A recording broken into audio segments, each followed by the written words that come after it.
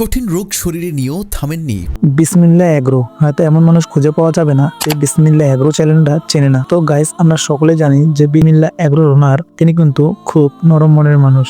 তিনি যা রিয়েলিটি তাই কিন্তু আমাদের মাঝে তুলে ধরে। তিনি খামারিদের একজন ভালোবাসার মানুষ, কারণ তিনি নিজেও কিন্তু একজন খামারি। তো গাইস, কিভাবে ছোট থেকে বড় হতে হয় তিনি কিন্তু আমাদের ঠিক সেটাই শিখিয়ে দেয়। তিনি আমাদেরকে বোঝান যে শুধু চাকরি করেই না, চাইলে গ্রামে থেকে অনেক কিছু করা যায়। তো গাইস, আজকের মেন কথায় আসি।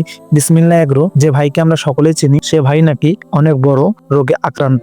তো গাইস, এই কথা আমি কেন বলতেছি তা চলো তার মুখ থেকে স্বয়ং শুনে নেওয়া যাক। আমি সমস্ত ফাইল আজকে আপনাদেরকে দেখাবো।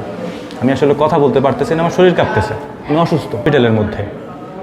হসপিটালের ভেতরে থেকে কখনো ভিডিও আমি তৈরি করি নাই, বাধ্য হয়ে আজকে হসপিটালের ভেতরে থেকেই ভিডিও তৈরি করতে হচ্ছে। আপনারা আমার সমস্যা সম্পর্কে জানার খুব আগ্রহ, তাই না? আমি সব বলে দিচ্ছি আপনাদেরকে। আমার হার্টে সমস্যা, আমার লিভারে সমস্যা, আমার ব্রেনে সমস্যা, আমার হাতে সমস্যা, প্যারালাইজড, এক হাত ঠিকমতো কাজ করে না, এভাবে যদি আমি ধরে রাখি এটা ব্যালেন্স ঠিক থাকে না। আরও কত যে সমস্যা আছে সেগুলো আমি আপনাদেরকে না বলি, কারণ সমস্যার কথা বলতে ভাই ভালো লাগে না। সামনাসামনি যেটা দেখেন এটা করতে হয় শুধুমাত্র আমাদের একটা ব্যবসা চলে, যেটা অনলাইন ভিত্তিক, যেটার জন্য আমাকে ভিডিও করতে হয়। না হলে আমার পরিবার আমাকে জীবনেও কোনো দিন ভিডিও করতে দিত না। এই যে পরিমাণ মানুষের চাপ, এত মানুষ আসতেছে, আমি জানি আমার এই ভিডিওতে কিচ্ছু যায় আসে না।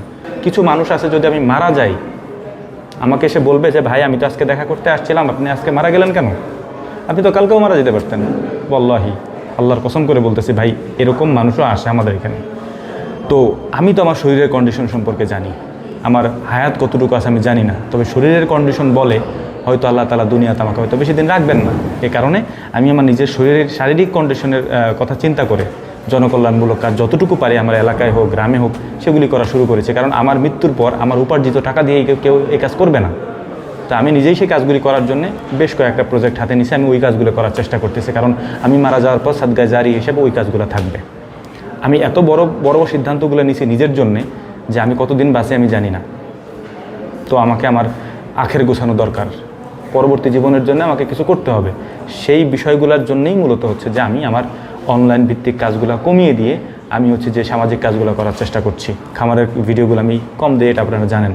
তো গাইস, তোমরা তো দেখতেই পেলে সে কি বললো। তো গাইস, আমার মেন কথা হচ্ছে বিসমিল্লাহ এগ্রো কি এখানেই শেষ, নাকি এর আরো কিছু অংশ বাকি আছে? তো গাইস, তোমরা যদি আমার মতো তাকে ভালোবেসে থাকো তাহলে অবশ্যই তার জন্য দোয়া করবা ওই পরম উপরওয়ালার কাছে, তিনি যেন তাকে খুব তাড়াতাড়ি সুস্থতা দান করেন। তো গাইস, বেশি কিছু কথা বলবো না। যদি ভিডিওটা আপনাদের ভালো লেগে থাকে তাহলে অবশ্যই চ্যানেলে একটি লাইক দিয়ে চ্যানেলটা সাবস্ক্রাইব করবেন। আর যদি নতুন কোনো বিষয়ে কোনো কিছু জানা থাকে তাহলে অবশ্যই আমাকে কমেন্ট বক্সে জানাবেন। ইনশাল্লাহ আমি সেই কমেন্ট নিয়ে সেই ধরনের ভিডিও আনার চেষ্টা করব।